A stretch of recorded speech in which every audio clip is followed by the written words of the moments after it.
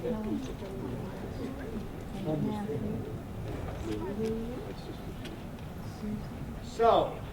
my name is Rich Quattrone. I'm going to welcome you here to the House of Independence. I usually don't have notes, but tonight I make sure there's certain things you say.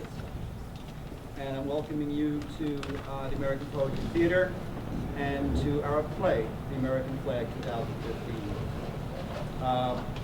So the first thing I have to remember to do is to ask you to turn off your cell phones or put them on silent, whatever that means to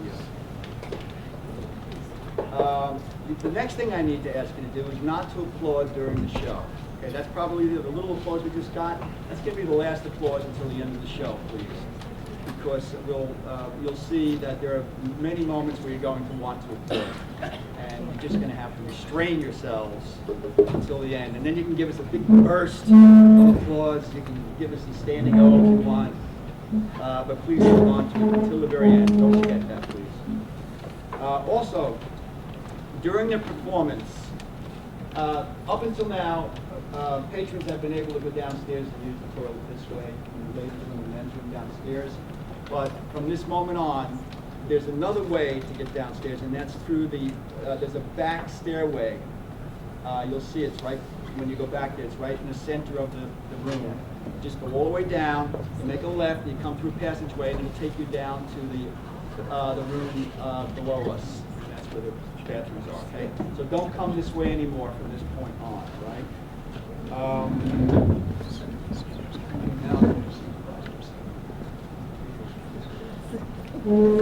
So I hope you like our play. I hope it upsets you and entertains you both. And so, the American flag, 2015.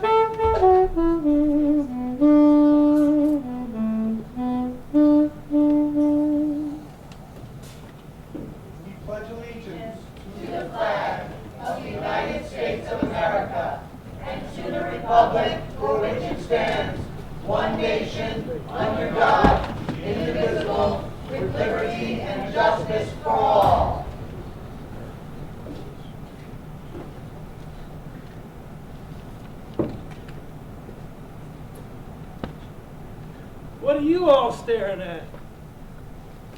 Haven't you ever seen a couple of homeless people saluting the flag? Well, let me explain something to you.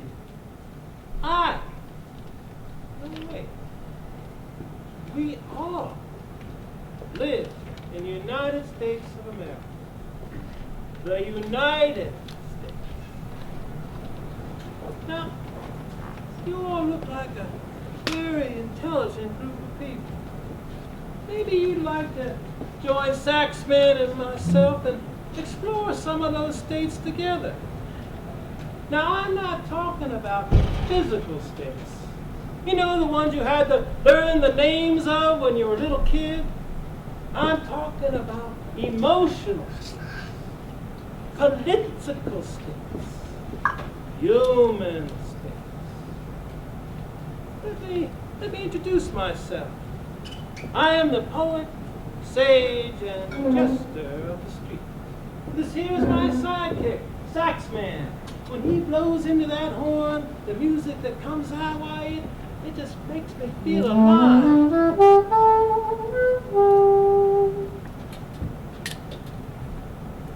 Now, we are both homeless, which means we are without a home.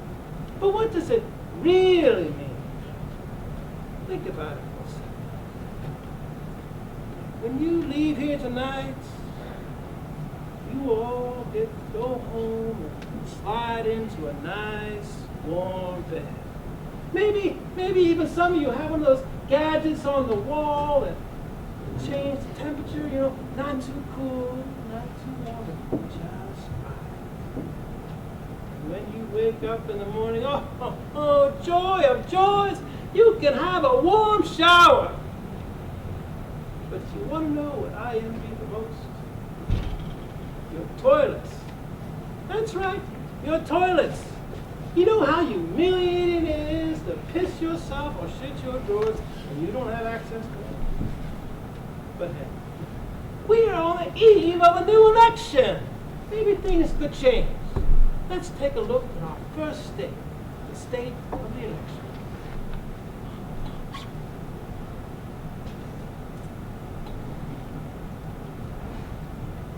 Okay, here's what we have. Donald Trump is so far to the right that even Republicans are calling him a fascist. The fact that such a man could command serious attention is a frightening indictment of the sickness that besets America. Trump wants to round up Muslims, deport illegal immigrants, close the borders on refugees, cut the taxes to the wealthy and super wealthy, deregulate Wall Street, usurp the rights of women to not only control their body, but their destiny, and create policies to make global warming worse. Add this to the man's manner and style. He is rude, crude, arrogant, and mean-spirited. You think about all this and tell me about the conditions of America. I should put this away right now. All right, Hillary Clinton. Hillary Clinton is about as phony as a $3 bill. She is supported by corporations in Wall Street. She's a hawk in foreign policy. She supported shock and awe, the outrageous illegal invasion of Iraq. That, in the final destabilization and chaos, it gave birth to ISIS. ISIS. She supported her husband's 1996 Welfare Reform Act, which basically says the poor are poor because they don't want to work, and made welfare contingent on seeking work. The bill severely hurt mothers, single mothers, many of whom are African American, while the rich continue to amass obscene amounts of wealth and continue to pay far less of their share of the tax burden. Excuse me a second. Well, this ISIS. She also supported her husband's North American Free Trade Agreement, which basically sold American workers down the drain and gave American corporations the green light to hire Central and South American workers to make our products at slave wage work. Many white women love Clinton and see her as this breakthrough should she become president. I can understand this feeling. And Hillary is counting on this blind allegiance to get her into office. Now, what I'm hoping these same white women will realize is that although a woman president is something that we all should look forward to, a bad woman president is something women, nor the nation, nor the world, it would do any good. Which brings me to Bernie Sanders. Bernie, let me tell you right off the bat. Bernie Sanders ain't perfect. No candidate is, no human being is.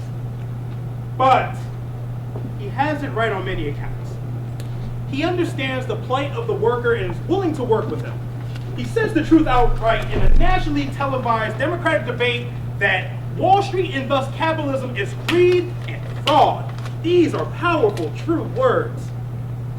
He understands the military corporation media complex and the dire danger it presents America. He does not accept donations from super funds or corporations. He is as close to a grassroots campaign as we have. He's not slick, he's not rude, you don't wage a negative campaign. Excuse me.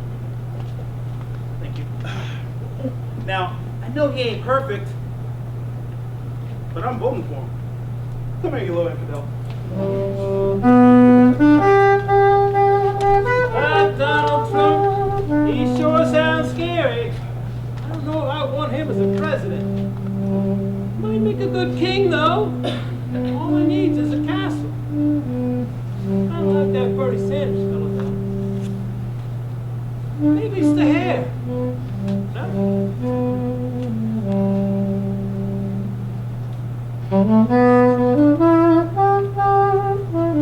I do have a problem. You see, I don't have a driver's license. And without a license, I vote. And if I can't vote, am I silenced? A state of silence.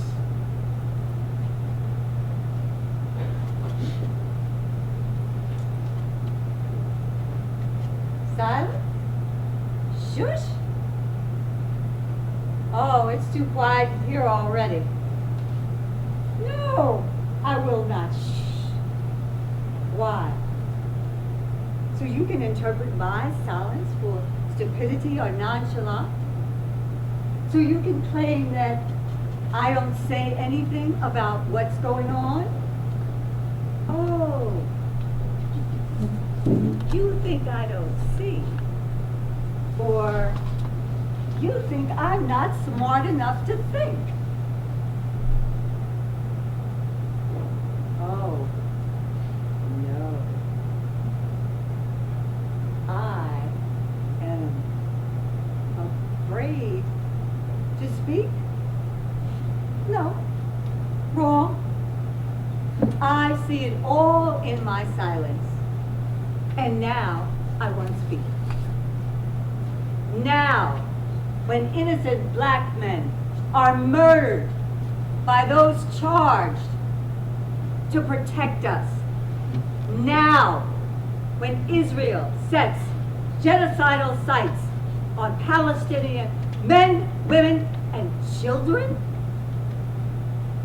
Now, when Republican lawmakers can't stop looking for ways to destroy the Affordable Care Act, and the Supreme Court legally, easily works to reduce our freedom, liberty, and justice to something less than that? Anything less than that? Oh, no, don't shush me. No, I will not. Don't shush me. I know that you're silent. I know that my silence soothes you. Clearly, it is killing me and my people all over the world. Everywhere you bring your authority, oligarchy, apartheid, greed, you need my silence. It is not golden. It is swollen with injustice, pregnant with lack and want.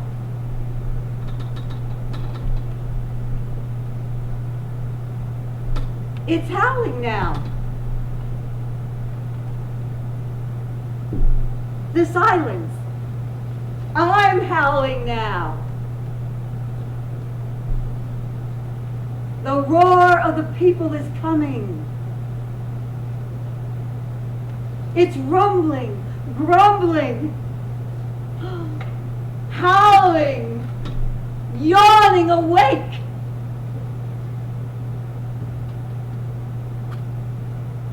It's stretching, hearing, reaching.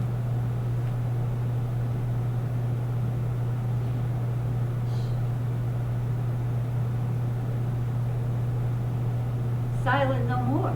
Don't you hear it? It's reaching for you.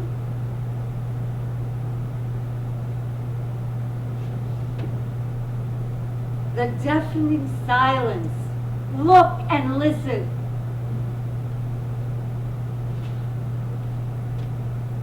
It comes for you.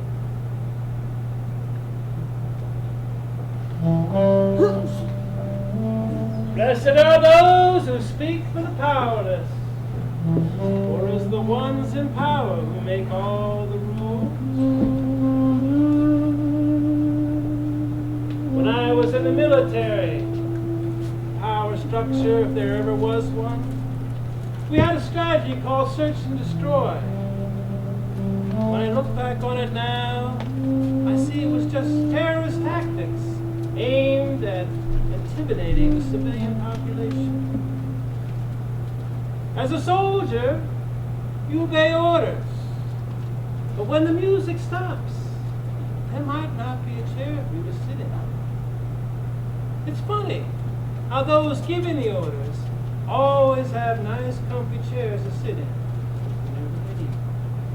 A state of militarism. Well, let's remember that I am United States Navy Admiral William H. McCraven, and I am commander of the United States Special Operations Command.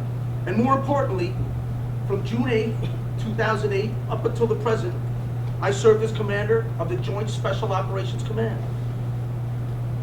Now, if you knew anything, which I don't think you do, this is JSOC. But Bill, I am the President of the United States.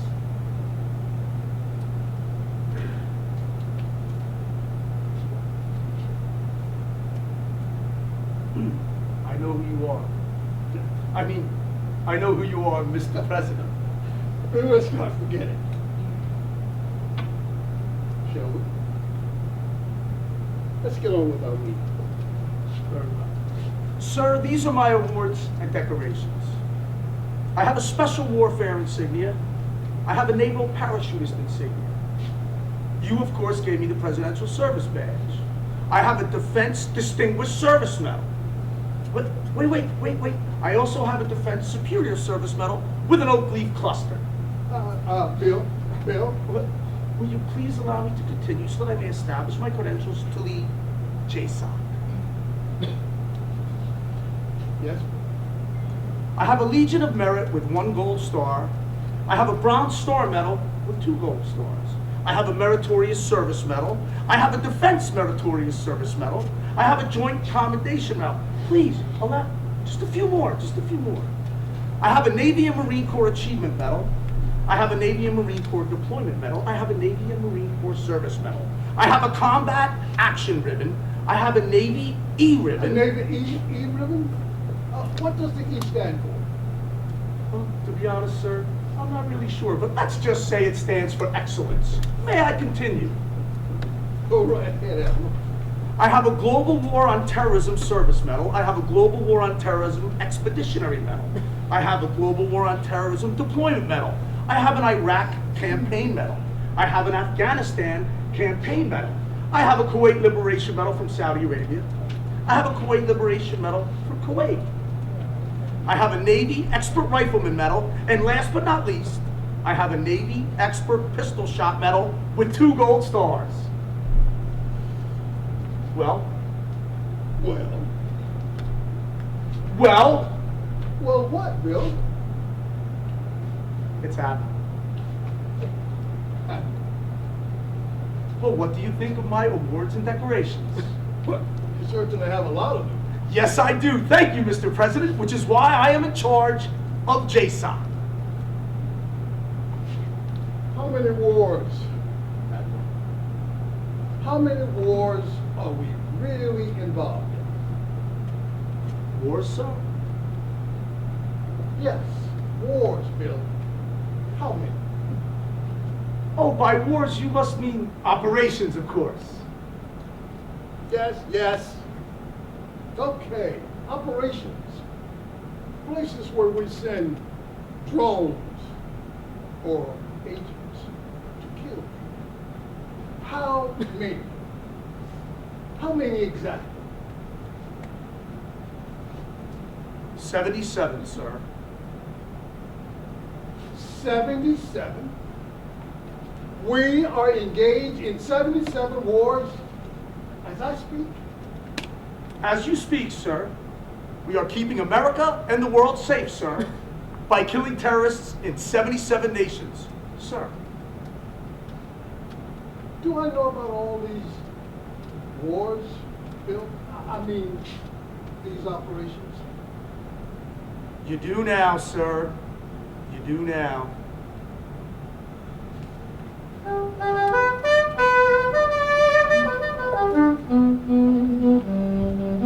Well, it's good to know who's really in charge. Sometimes it's the police who are in charge.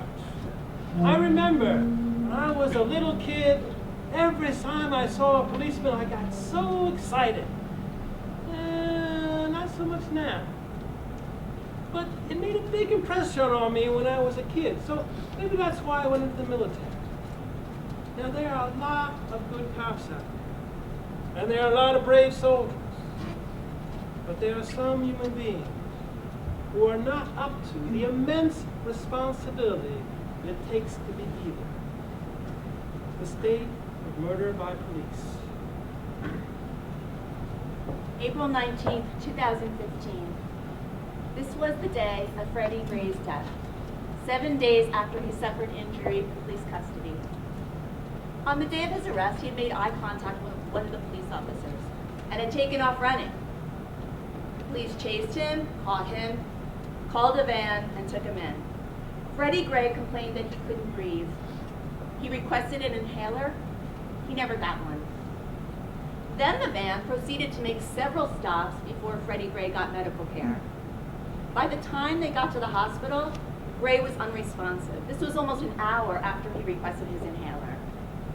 It was also suggested and suspected that he received a rough ride since 80% of his spine was severed. And that's the injury that he died from. Another young black man killed by police. There were 6 Baltimore police indicted for this, but 3 of them were African American. The mayor of Baltimore is black. The former chief of police is black. 63% of Baltimore is black. So what is going on then? Anyone who's black knows what it's like living this oppressive, race-crazed society. Some people know what it's like to be pulled over for driving while black. Why is it that we let this racial bias and this targeting of black people, and particularly black men, happen, even by other black people? Well, we try to justify it. We say, hey, he's no Boy Scout. He's no Boy Scout. He's got a record. He gets what he gets. Yeah, why did he run? He must have been hiding something. I'm sure he deserves it. No, nobody deserves this. We're forgetting this is a systemic problem. This is something that has to change, and we have to challenge the system that allows it. I mean, when did life become so disposable anyway? You can't unkill a person. I heard this poet in Minneapolis. This was right after the death of another young black man named Jamar Clark, also killed by police. And this poet was saying, all we want is to be treated the same as white people. Nothing more, but nothing less either. We're in a society where a white guy shoots up a movie theater and the police call for backup and bring him in.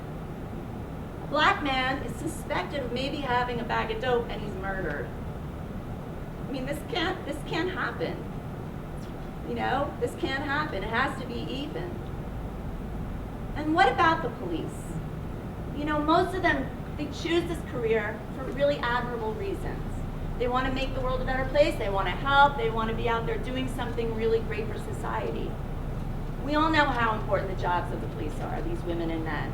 We know how important it is to have police presence in the neighborhoods. But these acts, these senseless, evil acts of a few, are making the streets unsafe for everybody. The police in Baltimore cannot even do their jobs anymore. We have a higher crime rate, a higher homicide rate in Baltimore this year than we've had since the 90s when we were number 2. Not something we're proud of. And almost all of those homicides are young black men. There was a lot of celebration in Baltimore when the police were indicted.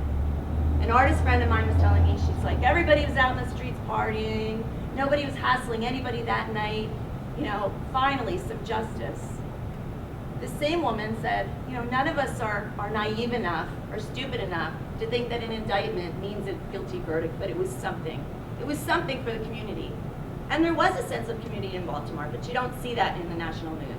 You see the tanks and the riots, but you didn't see the day after the riots when hundreds of people, all different shades of skin, went into the city to help people and help clean up. You didn't see that there were poets and musicians and rappers and artists all out in the streets creating and showing solidarity. When this was all happening, I had some white acquaintances express concern to me, do you think you're safe going into the city? I mean, you are white. And I was just struck by the divisive nature of the city and the country. It's always us and them. This fear of inner city black poor people. Us and them. The death of Freddie Gray and all of the things surrounding it really uncovered this deep racism that just sits right under the surface. It brings up a lot of questions, the whole situation. Why is this happening in 2015? What can we do about it? But maybe the biggest question is, with all the poverty and racism and violence and desperation, how does this not happen more often?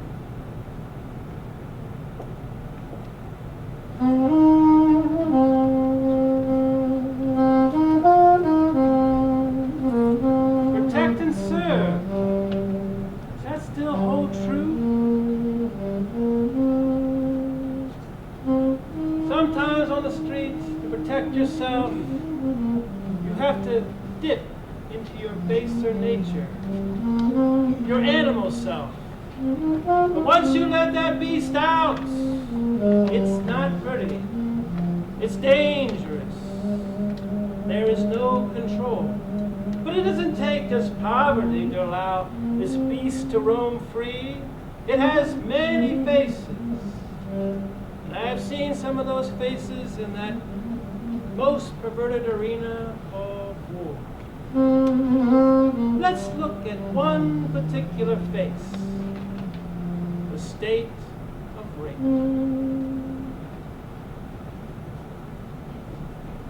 Rape is on the brain. It's making my vagina fear. I'm not going out. I'm afraid of men. It's frightening to be forced down against your will, to have no choice. They hold more power and strength than we do. What do they really want? A child? Rape is wrong. Thou shalt not rape is the 11th commandment. Women go psycho. The vagina affects the brain, the hormones, your sexuality. It's criminal. Sanity goes right out the window. No one believes you.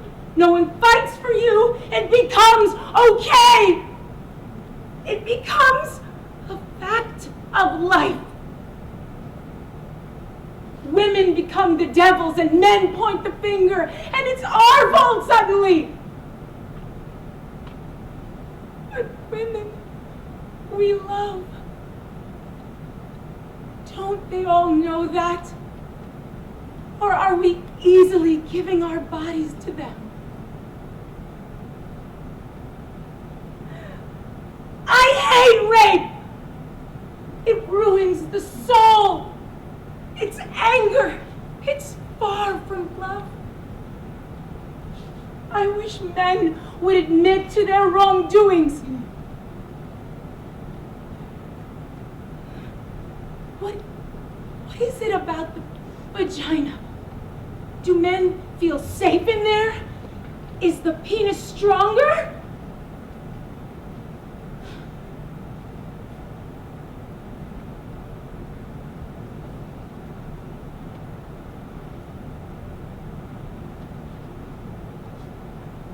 And why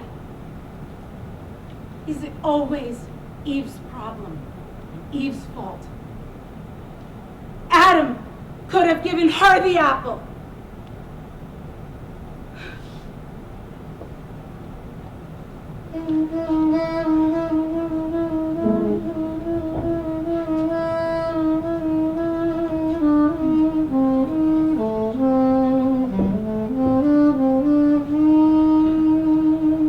Hail Mary, full of grace, the Lord is with thee.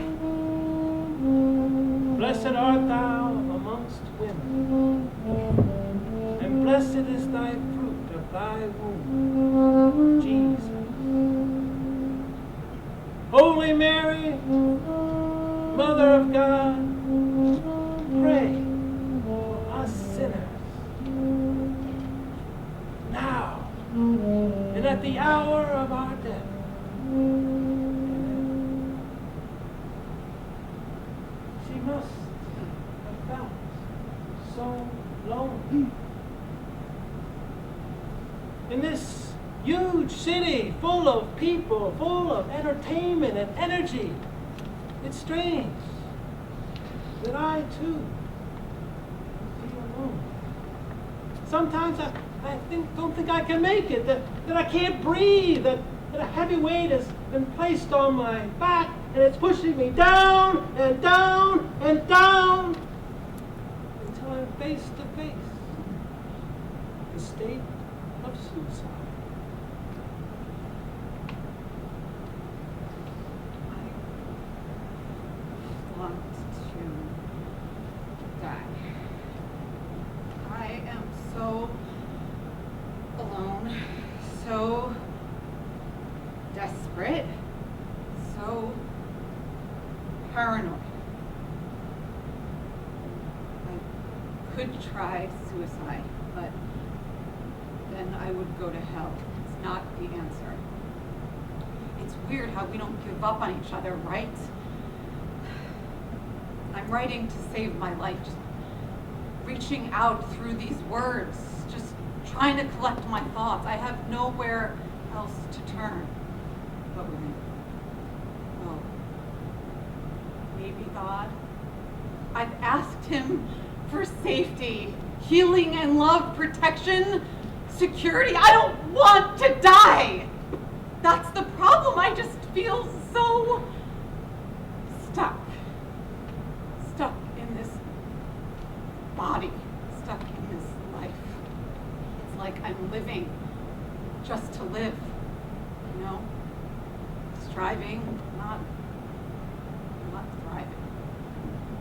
I guess I'm not alone. It's just, I don't want to create any more problems. I don't want to be a problem.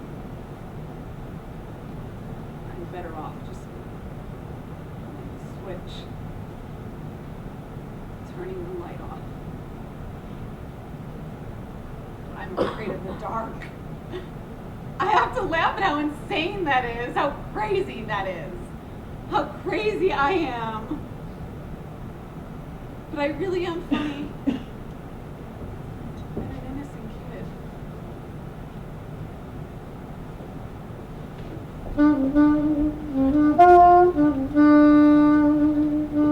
Whenever I get in one of those moods, the only way I can be free is to get outside of myself.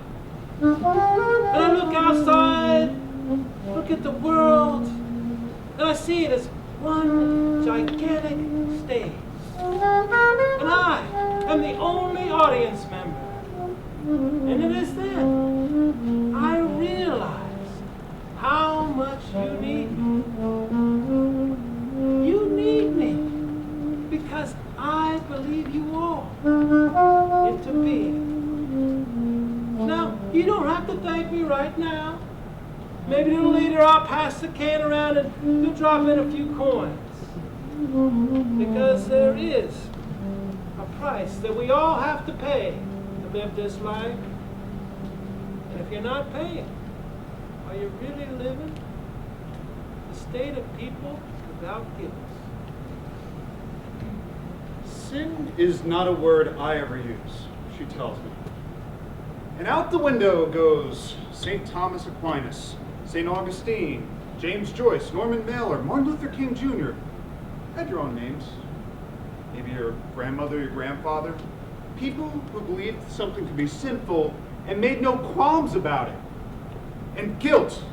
What New Age American businessman or businesswoman, what social scientist, what military leader, what American president ever speaks of guilt? Or if guilt is an actual virtue? Am I too far off here? Have I lost my mind? Am I committed to some idea that a person can't be happy? So I tell this well-meaning woman, hey, I'll keep my sin, I'll keep my guilt. Reminds me, I still have a working conscience. Naturally, that ended the conversation. Let he who is without sin cast the first stone. Hey, Saxman, you know what I heard? I heard the American Indians are pissed off. They say that we fucked up their country and they're gonna kick all us immigrants out.